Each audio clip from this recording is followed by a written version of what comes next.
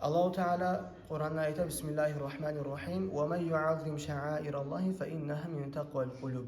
Kim Allah'ın dinini, Allah'ın belgilerini sile etse, şu Allahu Teala'dan korkağını anlatan, takva varken anlatanızdan yürekten.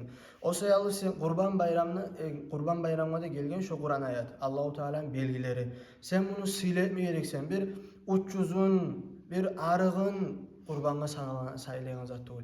Lapta arığın, lapta ulusun, lapta gözü tiyegenin alıp kurbalıkka soymağa gerek. Lapta bahalısın. Şolay bulmaya gerek. Ve Peygamber aleyhissalatu vesselam ayta "Azzimu dahayakum fe innaha ala's-sirati matayakum." Siz özünüzün qurbalıqlarınızı silağız, arvetigiz, şolar sizin sirat köprüden çıkaracak diye eskeriyen. Peygamber aleyhissalatu vesselam özünün hadisinde.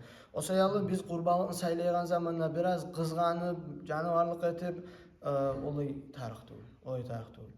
Eğer sen barımsa bir neçe hayvanın ya da koyun sen lapta arun özünü soyma qaramağa gereksin. Lapta arun.